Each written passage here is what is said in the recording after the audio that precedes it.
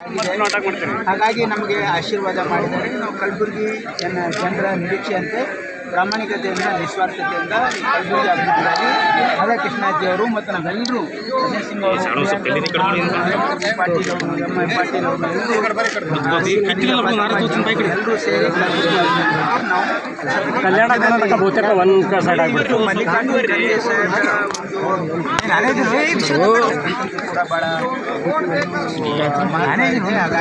ಇಡೀ ಕಲ್ಯಾಣ ಕರ್ನಾಟಕ 5 ಸೀಟನ್ನು ಮುಖಾಂತರ ಕಲ್ಯಾಣ ಕರ್ನಾಟಕದ ಜನ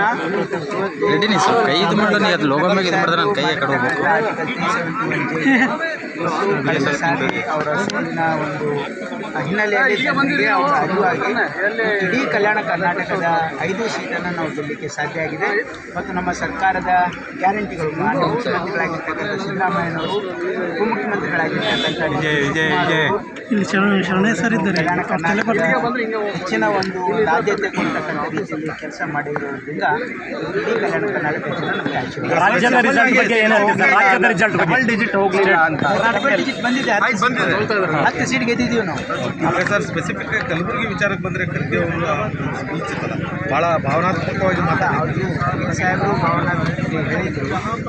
ಹಾಗಾಗಿ ಜನರಿಗೂ ಕೂಡ ಅವ್ರು ಏನೋ ಎಮೋಷನಲ್ಲಿ ಮಾತಾಡಿದ್ದಾರೆ, ಆದರೆ ಅವರ ಭಾವನೆಗಳನ್ನು ಕೂಡ ಜನರು ಅದನ್ನು ಸ್ಮರಿಸಿದ್ದಾರೆ. ಮತ್ತು ಖಂಡಿತವಾಗಿಯೂ ಕೂಡ ಕಳೆದ ಚುನಾವಣೆಯಲ್ಲಿ ಜನರು ತಪ್ಪು ಮಾಡಿದ್ದಾರೆ ಅಂತಕ್ಕಂಥ ಭಾವನೆ 400 ಪಾರ್ ಅಂತಿತ್ತು ಸರ್ ಪ್ರತಿ ಬಾರಿ ಕೂಡ ಬಿಜೆಪಿ ಅವರು.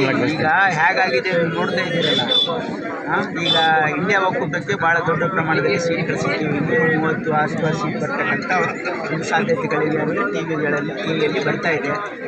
ಮತ್ತು ಒಂದು ವೇಳೆ ನಿತೀಶ್ ಕುಮಾರ್ ಅವರು ಮತ್ತು ಚಂದ್ರಬಾಬು ನಾಯ್ಡು ಅವರು ನಮ್ಮ ಜೊತೆಗಿದ್ದಿದ್ರೆ ನಮ್ಮದೇ ಸರ್ಕಾರ ಆಗ್ತಕ್ಕಂಥ ಚಾನ್ಸಸ್ ಇತ್ತು. ಹಾಗಾಗಿ BJPಯವರು ಬರೀ ಒಂದು ಏನಂದರೆ ಒಂದು ಈ ಮಾಧ್ಯಮಗಳ ಮುಖಾಂತರ ಒಂದು ಏನು ವಾತಾವರಣ ಕ್ರಿಯೇಟ್ ಮಾಡ್ತಕ್ಕಂಥದ್ದು ಮಾಡಿದರೆ ವಿನಃ ಈ ದೇಶದ ಜನರಿಗೆ ದಾರಿ ತಪ್ಪಿಸ್ತಕ್ಕಂಥ ಕೆಲಸ ಎಕ್ಸಿಟ್ ಪೋಲಲ್ಲಿ ಮಾಡಿದ್ರು. ಹಾಗಾಗಿ ಅದೆಲ್ಲ ಹುಸಿ ಹೋಗಿ ಇಂಡಿಯಾ ಒಕ್ಕೂಟ ಸರ್ಕಾರ ಮಾಡ್ಬೋದಾ ಸರ್? ಅದಕ್ಕೆ ನಾನು